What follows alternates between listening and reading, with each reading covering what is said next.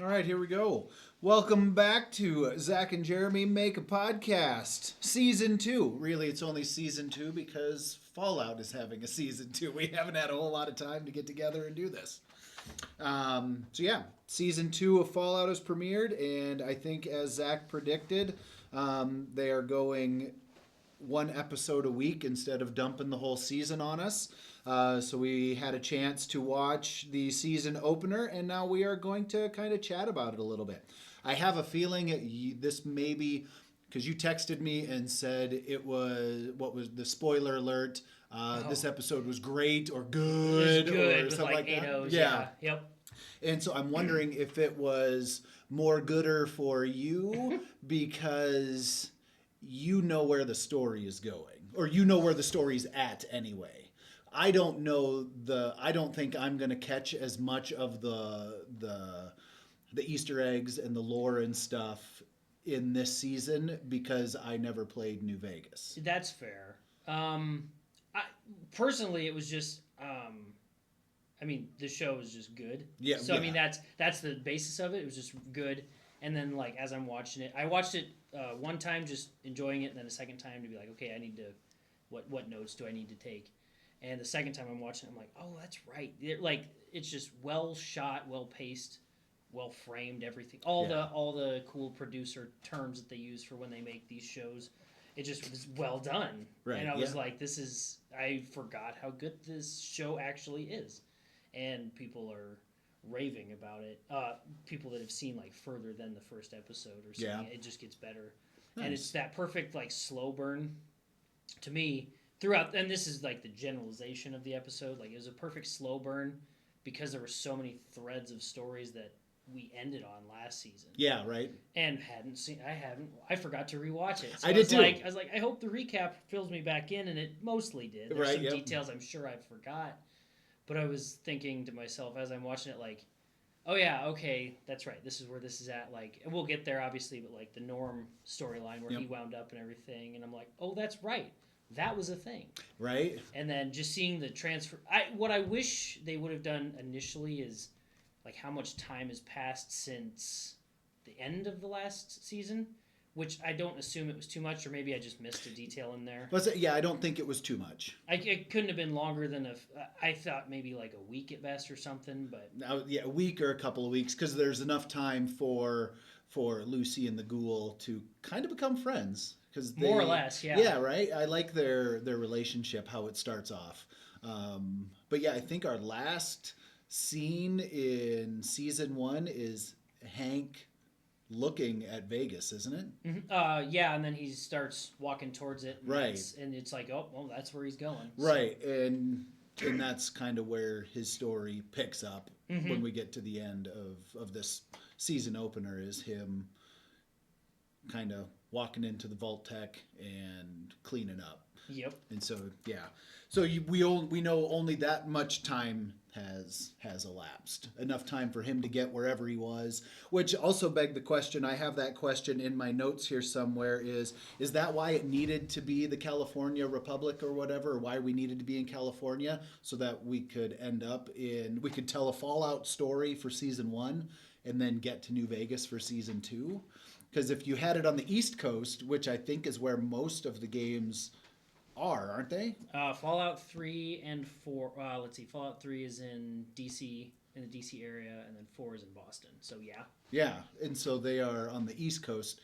And so this is our first trip to the West Coast in this universe, right? Other than New Vegas. Yeah. I was going to say, this is the first coastal area. This is the first one I don't remember because I didn't ever play 1 and 2, I guess. Yeah, so and they are canon, but I have no idea. Well, and anymore, who knows? Right. I guess Fallout 76 exists too. And that's in Appalachia. Yeah. Yep. So. Right. Yeah. I mean, I think this was. There's probably some theory to it, but I remember at one point reading about the vaults when they set them up. It was from like west to east. They were numbered like 1 starting out in California and so on and so forth or something. And that's why we have 111 and such. Because they only made so many of them. Oh, okay. And so that's why we're seeing things like Vault 4, Vault 24 later. Right. And then the 31, 32, 33 triangle. Yep. And I mean, I'm assuming that like California housed a bunch of. I mean, it would make sense when you get kind of where the story's going with Robert House being kind of the central thing here that we're gonna get to, I assume, throughout the season. Yeah, it seems like that's his storyline. And so knowing who he is, because I don't know what his lore is. I thought, does he have something to do with super mutants? It's been a minute since I played New Vegas too. Oh, that's understood. I don't think, maybe not directly. Okay.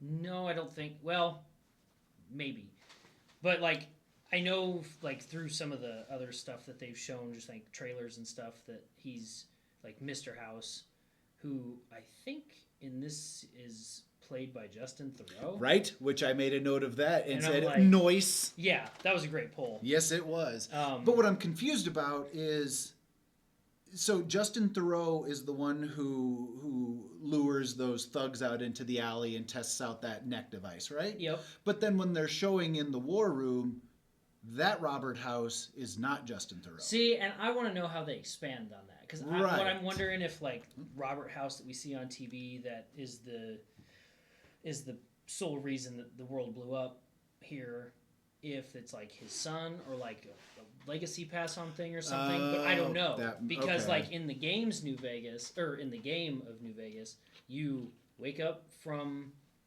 as a courier getting shot in the head by a guy looking for platinum chip. You go find it, you find the guy that tried to kill you, and then you stumble upon Mr. House, and it's like, oh. And he's like 280 years old at this point. I don't quite remember what year it takes on, what year that game takes place. But you wind up like meeting him, and then you're like, oh, well, I guess I got to work for him now. And then So is he a ghoul? No, he's... did you watch the last bit where they show like what's coming up in the season? No, I did not. I turned it off at that because I don't want to see any of that. Okay. But they explained it a little bit? Not so much explain it, but there's a scene in there that we'll see. This isn't... I'll let you tell me when we get to it, if I don't suss it out for myself. Okay. Well, I don't think it's... If you would have played the game, you'll know that this is where it's going, so it's not really a spoiler for the show. Okay. So it's a big monitor when you meet him. And then you later find out he's been... So he's another brain bot. Yes, kind of. I'm not going to give you that information. There's a little more to it, but... Sure. Which, actually, technically speaking, is alluded to, I think. If Hank is talking to who I think he's talking to, which my guess is Mr. House. Oh. Which is all the way at the end of the episode, but... That's who I think he's talking to, or at least in part. Okay. And so, if you catch what he's saying there at the end, he says he calculated all these contingencies to stay alive. That's what I think we're going to be. I don't quite remember if they ever talked about it, because I kind of did some reading on just like what the folks were saying before the show was even released for public consumption of any sort. They were talking about what they were going to do with it. Gotcha. And I can't remember if they said this is like before, like how far before New Vegas it is, because obviously there's some scenes that are before the bombs drop. Right. But I don't quite remember how long they said. So this, I think, might be us meeting who becomes Mr. House in New Vegas. Okay. But I don't remember. Gotcha. So. Well, I think Owen was telling me, and I guess I don't know where New Vegas is in the timeline, but the story for the series takes place 100 years after 4. That sounds right. And so New Vegas is still after that. Is New Vegas way in the future? No, I think it's 22 something. Okay. Yeah, I don't know the chronology, and maybe I need to look up the timeline and see what that looks like. But yeah, that was it was a really fun episode. The thing that I thought was interesting is we don't have any Maximus in this episode. Yeah, I was curious about that. I mean, other than the little details at the beginning for the recap and stuff. Right. But I was curious on that too. But that I'm guessing that next episode is going to be very heavily. My guess is him. episode 2 is going to be his story. Yeah. So. Or at least he's going to be the bulk of it. Yeah, probably. I don't know, because they did a really, really good job of, like I said, I thought they did a really good job of weaving everybody's story together. Yeah. And then also going back to the old times, really, really well, to where it was just paced really well. So, like, because I think at the beginning, after the little intro thing, that's when House is doing the neck device thing, right? Yep. And so that's old time. Yeah. And then we see, which that whole thread, I'm curious what that's going to be. I am too, very much. Because I'm like, okay, so I love Justin Theroux so much. This is something, and he's going to, based on what I know of him, which isn't too much, I've seen him in quite a few things, but I'm not like, I was not like a professional on his acting career, but he... But he's a writer too. I mean, he's definitely, he's created some fun stuff. So, out of curiosity, I looked this up. New Vegas takes place between 2281 and 2282. Fallout 4 is 2287, and then the show, the season 1 is 2296 and 97, with Fallout season 2. Okay, so it's a crunched up timeline. Yeah, it's a more crunched timeline than what Owen was saying, but yeah, and I mean, really, the only one that is kind of out there is, well, I shouldn't say the only one, but these aren't as far off as I thought. No, they really aren't. Other than 76 being like way 25 early. years after it happened. Right. So this is going to be different because I should have kind of looked up on New Vegas stuff before we did this, because everything's kind of... Well, it's not based on that, because they said that they're not going to pick a specific ending from the game to be like, that's how the game officially ends. Right. They're writing it in a way that I think... My guess is that they're writing it in a way that's any ending can kind of fit the narrative that they're going with, as in the game New Vegas. Yes, it hasn't ended yet. We'll see. I mean, it has. I mean, the game has ended, but like there's 3 different endings to the game technically, Gotcha. And so the show writers are not saying ending A is like the canon ending to keep the series I see going. what you're saying. Yeah, sorry. Nope, I see what you're saying there. But yeah, I mean, if we get back to just focusing on this first episode, we've got where our main characters leave off from season 1. We've got Lucy is just discovered her father's a dick and is teaming up with the ghoul to go after him. We've got Knight Maximus is welcomed into the Brotherhood, and that was kind of that was the end of those season arcs. And then we open with the Robco Revolt, which I thought was kind of fun. Mm-hmm. And I'm guessing fans, these are my notes. I'm guessing fans of the game series know where this is going. And then my Justin Theroux comment. I really liked his question. What would you do for $31 million? And I wanted to ask you that. What would you do for $31 million? There's a lot. Yeah, right. I think I would too. But I don't know if I'd get my head exploded. Yeah, that was pretty... Of course, to be fair, I don't think that guy had much of a choice. It kind of just happened. Right. Real quick, one of my favorite lines from that is they walk outside and he goes, I might get this wrong, but he's like, punch me in the mouth. And he's like, I think I'll enjoy it. Whack! He's like, well, very rarely am I wrong. Am I wrong? Yep. I'm like, that's such an aristocratic way to say ow. Yeah, right? That's what I thought too. And then I can't remember, this quote had to come from the Justin scene, or the Robert House, is that his name? The Robert House scene. The world may end, but progress marches on. Like, I liked that quote. There were a couple of quotes that I wrote down from this episode that I thought were really good. And then we jump back to current time, which is, I think we're seeing our first Raider camp. This is the first time we're seeing Raiders, right? Kind of. Yes, the Great Khans are actually a faction in New Vegas. I mean, we're introduced to a bunch of New Vegas stuff right off the bat. So the place that they're at is called Novak in the game. Okay. Which, if you like, when I think at some point they go past the sign, which is just an old hotel sign that says no vacancy. No vacancy. But the NC at the end of no vacancy fell off, so the town just became Novak. Okay. And so the big dinosaur thing that stands in the middle. I got a comment on that also. That's in the game. You meet a character there that you can, a companion. That's what I'm looking for. Nice. You meet a companion there that you can take on the game with you. And Novak is pretty well known for in the game for that. Like Gotcha. it's as you play through. Like if you play through the intended path, which is go here, go down south, go back up, you'll actually run into it. So I do like the way they make the map feel much larger by making you cover so much terrain. And then the Great Khans are a faction in there that I think they're mainly known for like peddling drugs and stuff. Like Sure. they're big drug makers. Oh, that makes sense because I think our first shot is some guy taking an inhaler or something. And you can side with them, but I'm guessing there will be more that they introduce about them throughout. But for the purposes of this, Right. Raider camp. And I like the way that Goggins points them out, calling them matching jacket motherfuckers. I thought that was a fun line.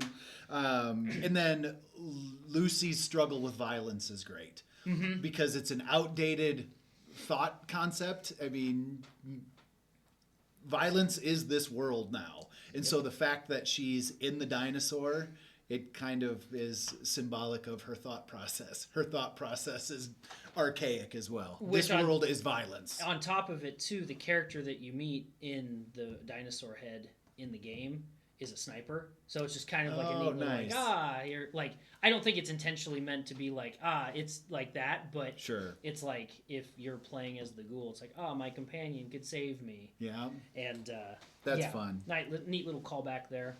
Yeah, right? As well as, I don't know if you caught this one, or how much you've played Fallout to know this, but in the game, there's the like targeting system that you can target their target their body parts. Yeah, And right. She like moves instead of shooting him in the head, moves over to his arm and like knocks the gun out of his hand. That was fun. I was like, I've seen that. Right, and then the looks that that the ghoul is giving her. Yeah. Like, come on, let's just get this going already. Although the one that I'm not aware of, maybe it's in the earlier Fallouts, but I don't believe the ass shot is in the later Fallouts. That one was specific. Right.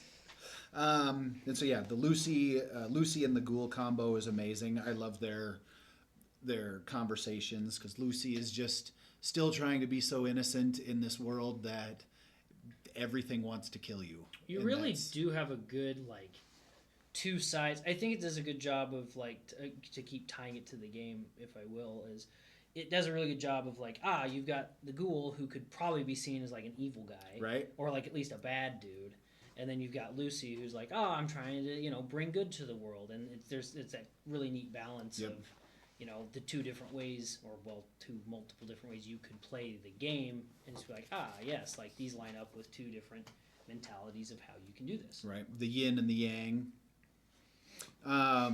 And then my next note is just Vegas, and so we arrived in Vegas. And so did season 1 need to be in California to get us close to Vegas? I wrote down that note as a question. I didn't get to watch it twice, and so I only watched it once today. And I watched it over my lunch break. So nice. I mean, I'm guessing probably. I feel like there had to be because fans wanted to get to New Vegas. New Vegas is, I mean, everybody heralds it. Right. I agree. I'm nostalgic for it. It's the first one I ever played. Yeah. So naturally, I'm like, I love that one. Right. But like, it is seen as the best one. So. Right. I wonder how many people their first experience with Fallout was New Vegas. Probably quite a few people. Because did it go 3, New Vegas 4? Yeah. Yeah. And then we jump to the vault, and we start in Vault 33. I thought Vault 33 seemed a bit forced with that story, so I'm waiting to see how that develops. And then we jump to 32 so do you know, so she picks up the orange after she has the conversation with the old guy and kind of gets a little confrontational, and then Chet comes in with the baby, and she picks up the orange and kind of cuts it like she's cutting its throat. Do you know the symbolism behind that? I guess I didn't realize there was symbolism. So. I don't know if this is what they're going for, but ever since the scene in The Godfather where he's looking at oranges and then he gets gunned down in the street, oranges have been an indicator of violence approaching. And so her picking up the orange and cutting it, I'm wondering if that's foreshadowing something. Violence approaching just eventually, or is it kind of like I don't know. Coming soon kind of thing? Well, I from don't like know. the Godfather perspective. So like when that happens, is it pretty immediate? Or I don't know if it was just kind of a call of this that she wished she was cutting his throat. I wondered that kind too. of I was thing. like, that seems very intentional. That Right. she's like, don't piss me off, or Yes. I will. This, this is my. I will eat this, but I will do this to you. Right. But he wasn't in the room anymore. Chet was in the room at that point. And so I didn't know if that was just her taking out her frustrations. But I thought that was kind of fun. And then after we do a full tour of the vaults, and then we jump to 31, and we see Norm talking to the brain bot, and Norm is looking rough. We get a shot of Norm later on, and I think old Norm has been hitting the gym. I don't know how he was hitting the gym while he was stuck in that vault, but he definitely is not as skinny as he was in season 1. Buff. Right? And the brain bot is fun because it's got this menacing awkwardness to it, where it is so threatening, but it's not. It's like professionally threatening. Yeah. It's like, oh, we can make, like, as he's passing out and dying, I don't know if it's this scene or the next one that they come to, it's like, oh, we can make this a lot quicker if you just come over here and let me stab you. Right. It's like, what? Right. And I think that's the scene I think that's later on when he has the conversation where the brain bot tells him, you have 2 options. You can do this slow or fast or whatever, pretty much. Yep. And he's like, well, there's also the chaos option. Yep. And I'm then, really curious. I mean, we're doing what we did last time, where we'll jump ahead to something else. But I am curious what that whole thing is. Yeah, I am too. As far as the vault stuff goes, the Norm storyline I'm most interested in. I am curious because they're not a weird focus on him, but there seemed to be a very much bigger focus on Reg. I'm like, what? Like, I don't know. I wouldn't say it was awkward. I wouldn't say it felt forced, but that's only because I have nothing to go off of going forward. Gotcha. It's like it just felt. It didn't feel like it was needed, but I'm like, they're setting him up for something. Right. Exactly. And then you didn't watch the little thing at the end. I'd forgotten that. I had forgotten that was there because I watched it at one point. I watched it last week, and then I watched it today. I was like, oh, that's right, this is here. And I think there's this. I don't remember what he's doing, so this isn't spoiler territory yet. But he's in one of them, and I don't remember what he was doing. So he has something happen, and whatever is happening in that scene that I saw, I'm like, okay. I don't know if they're gearing him up to be a bigger character or just like a menace character in the vault. Who, Reg? Yeah. Okay. But I think they're setting him up to be something, so I'm curious. Agreed. I just don't know what. Right. No, and I would agree with you. And that's why... It's either that or it's going to be a weird red herring, and we're going to be like, oh, all right, whatever. Yeah. And that's why I was saying I think it felt forced, because to your point, it didn't feel like it was needed. It felt like they were bringing him in because they needed to get a Reg moment in there. I think it would have been better if they would have... Because they kind of tied the stuff all together, because we're like... Chet is like, oh, that was Norm's department. Then I think it actually goes to Norm. Oh, and interesting. It felt very much like they were threading it all together based on experiences. That's like, cool. I didn't pick up on that. Well, those two did. I don't know Sure. if Reg had anything. Well, now when I do my rewatch, I'm going to be paying attention for that. See if I can pick up. And I might be that's wrong. a cool thread. I can see the director. The director is. I just watched something with I think it's. Oh boy. Let's see here. I can't think of the director. He's also, I think he was the creator also. Nolan and Joy are back as executive producers, but I don't think they are behind the camera. At least I don't think Jonathan is behind the camera right now. Yeah, Frederick Iotoy. Okay. I'm wondering if he's threading that narrative like that. And because I can see him doing something that... Because he's The Boys. I mean, The Boys has a great storyline. Oh, that's why that name sounds familiar. Right? And so, I mean, he's an amazing director. And so it wouldn't surprise me if he is threading the needle that way.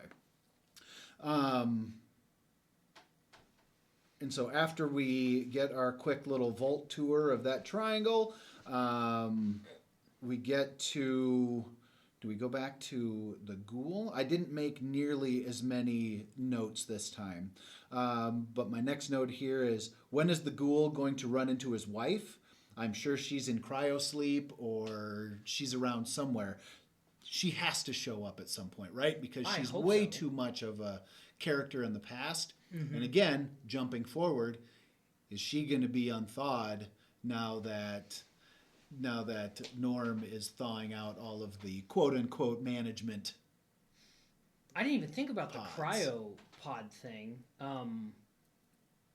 Well, and obviously we're going to find out what. Well, I guess we might not obviously find Right. out, but my assumption is that we're going to find out through the old before bombs fall story of like how they get to the vault or where they get to it or whatever. And obviously Cooper doesn't make it, or if he does, something happens where he becomes a ghoul. Right. So we know that he is separated from them at some capacity. And he makes it a comment when they get to that hollowed out vault. Are we there? Is that where we're at? Where they're in that old. Right, that's where they end up there because they're following Hank. Yep. And yeah, they go by the soup shack and then they get to the vault. He makes a comment. Oh, that soup shack. Right, flea soup was great. But he makes a comment of, I guess he didn't say it outright, but I took that he had been looking in every other hollowed out vault to see if he could find any remnants of his family. He's like, I looked through it. I'm looking through these to find anything in my family, whether they be dead, alive, or worse. I wonder if I was making a note and didn't catch that. Well, and so I didn't get my enjoy watch first before I made my note that's watch. That's fair.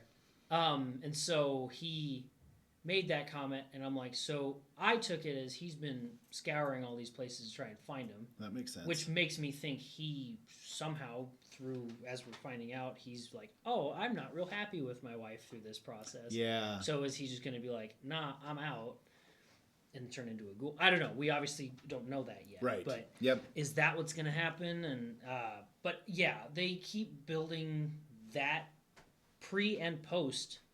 They keep bringing it up to the point where it has to come to a head at some point. Agreed. Yeah, he has to come face to face with her. I think. I'm hoping that he comes face to face with her.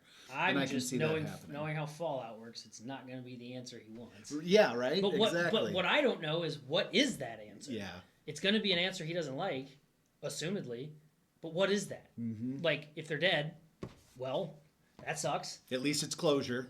But if they're alive, right? Then he's going to be more pissed. Mm-hmm. Like, I'm very intrigued. I am too. And at this point, we're about 40 minutes in, and I make a note, no Maximus so far.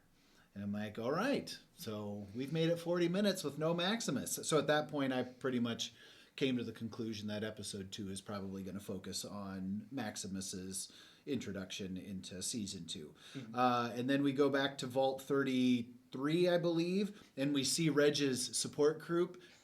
That was fantastic. I mean, the products of inbreeding support group is phenomenal. I mean, it's just so tongue-in-cheek and hilarious. But really, my notes I kind of fell off on my notes because the rest of the episode was just pretty straightforward. We've got lots of heads exploding. Mm-hmm. We go back into that vault where it must have been a house vault, the one that they're in, because they talk to Hanks. I think. Is that what it was? Yep. And they're talking to the soup shack lady's son. I'm guessing that's who that was supposed to be. Oh, yeah. I guess I never thought about that. Because he left him. I think he delivered a message before his head exploded. I think that's what it was, right? The first time I watched it, I was confused, and then, yes, that makes sense. Okay, now I'm starting to piece things together again. And then and then his head explodes. But the thing with that, and I meant to look this up, and I never got a chance.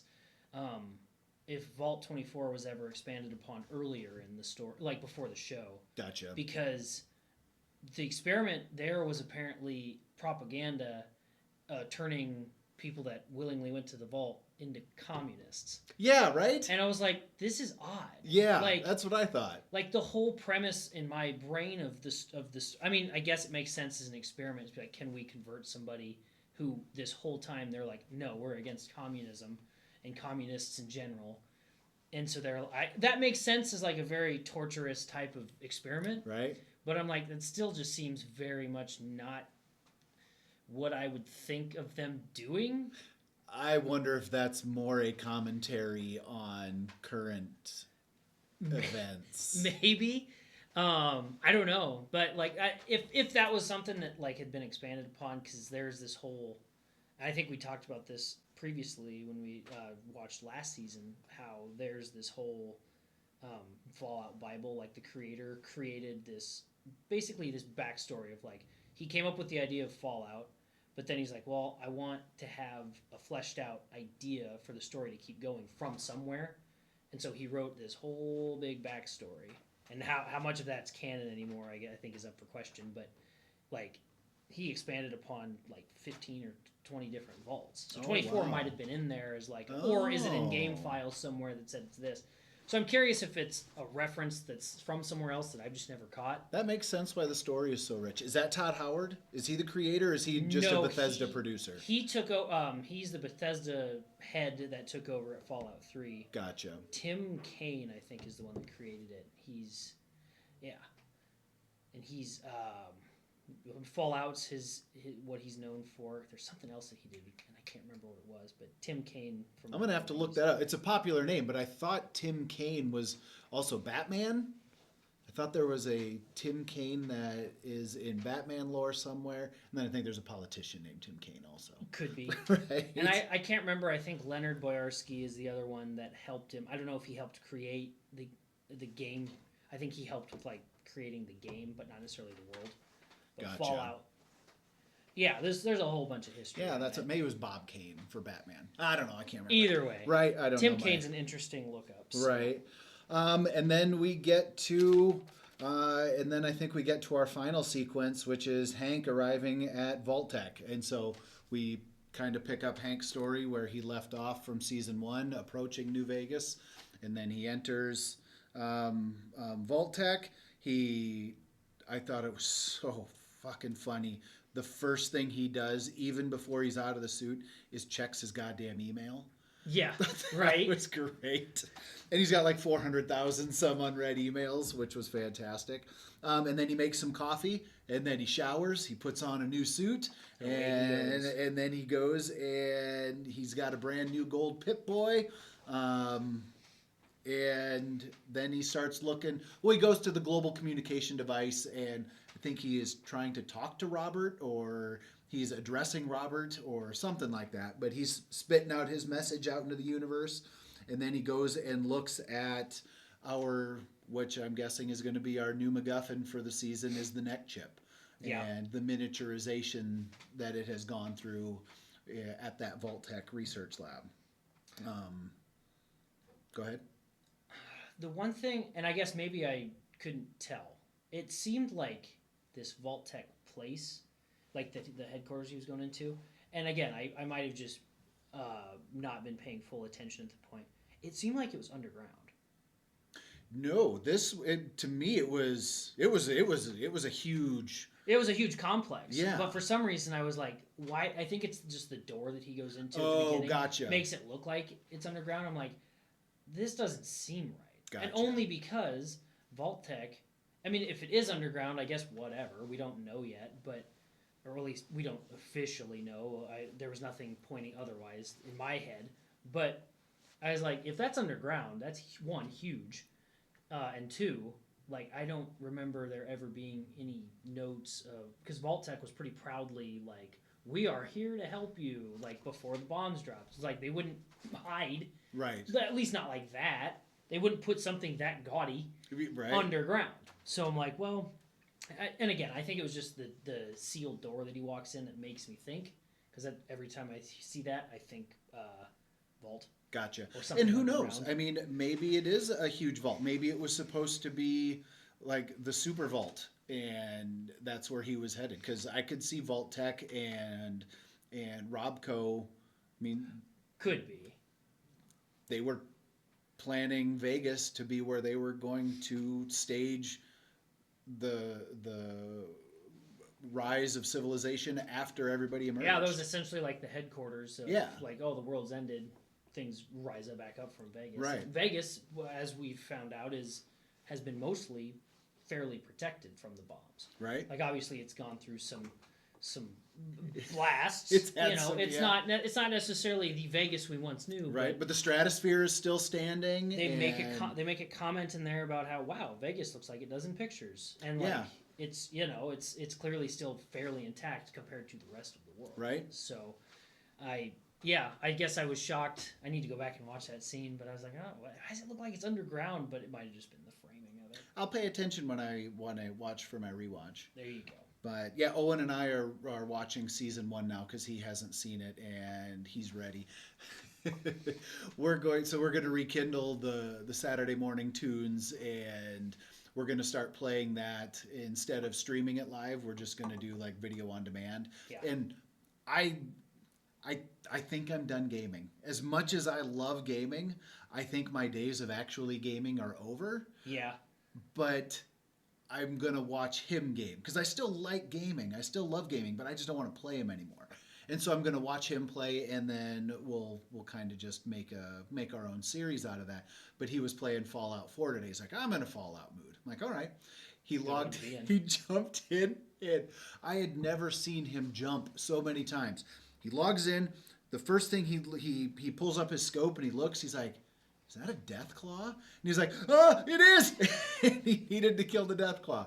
No more than he kills the Deathclaw, he turns around and he's running around with Nick Valentine. Okay. And Nick Valentine spooked him a couple of times, and then he turns around and he sees Yagwes.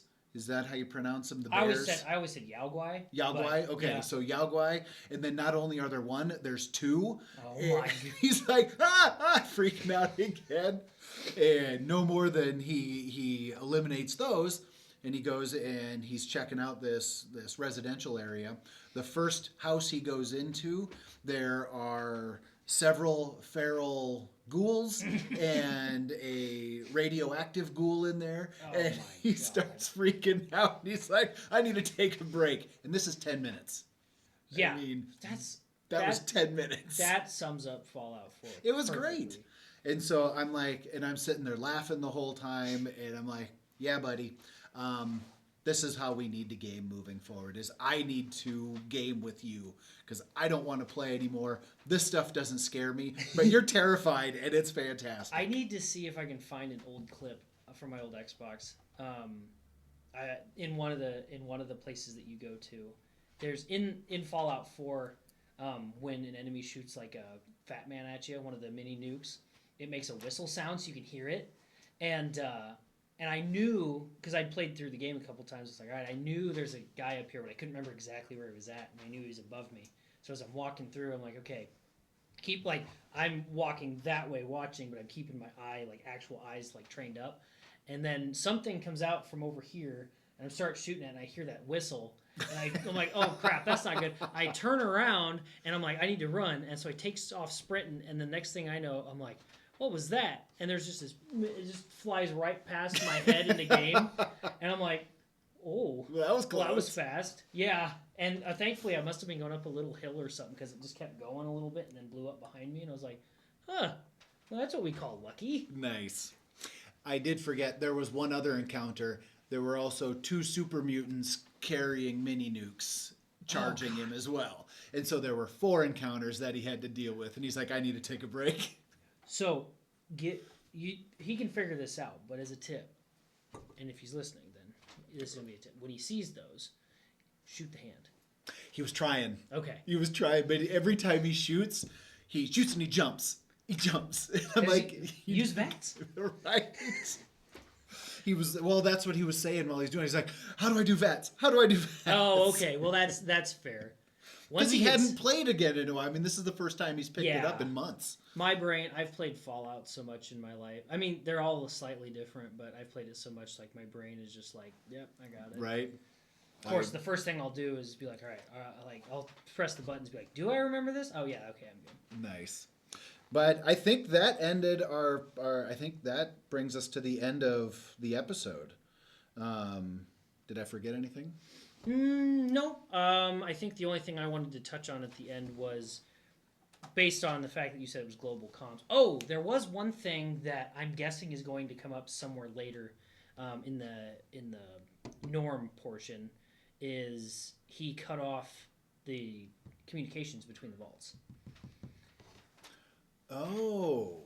And because Sophie, is that her name? No, Stephanie. Steph tries to send a message, and that's when Chet's like, "No, that was Norm's department. Oh, you should message him on the Right. the I computer." remember that. And she does that, and then that's when she does.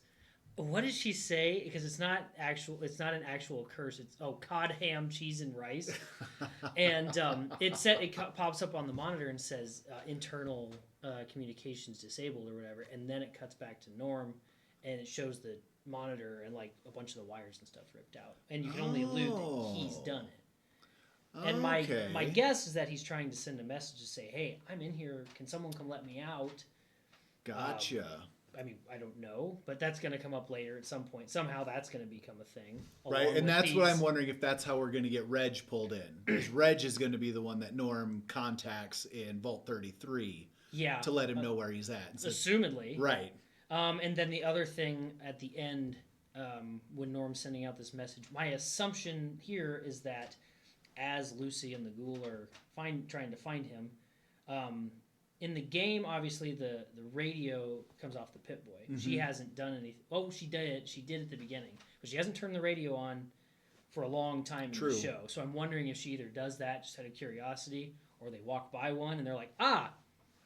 You say in the beginning, you mean way back before they even take the doctor's head, where she's sitting around the campfire with the doctor, right? Yeah, it was at the first or second episode. Yeah, yep. And she puts in headphones. Even. Yes. So, yeah, and that's the last time I remember her doing anything with the radio. Unless it's implied, like when music is going on, but that's a heavy implication. That is a heavy implication, but it is all Fallout music, and so it's a pretty easy, easy stretch to make. And then as a New Vegas fan, for people that are also New Vegasites like me, obviously you can't not talk about them playing Big Iron by Marty Robbins in there. That song was huge from that game.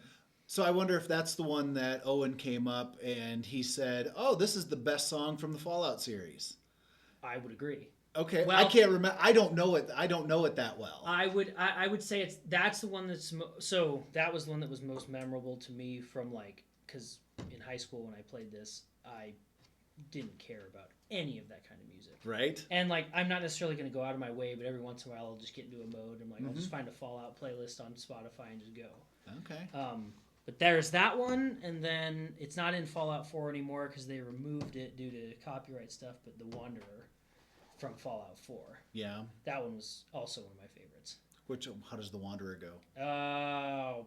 That's not the one Set the World on Fire, is it? No. Okay. That's what I would call the unofficial theme song of Fallout. Okay. That one's, I think, in all of them. Gotcha. Understandably. Yep. That's the one that I associate with Fallout. I would say that's the biggest one that's tied to Fallout just because it is so ingrained in that. Gotcha. But I think Big Iron is the one that's kind of, I don't want to call it a meme because it's not, but the Reddit and stuff will be people will be like, oh, I'm gonna play as the guy from the Ranger from the song Big Iron. Gotcha. Or there'll be a bunch of memes in the comments about the song Big Iron and nice. Stuff. So it's just kind of that it's just as big for completely different reasons. Gotcha. But so that makes more sense. But it's a very popular song. Right on. In the series.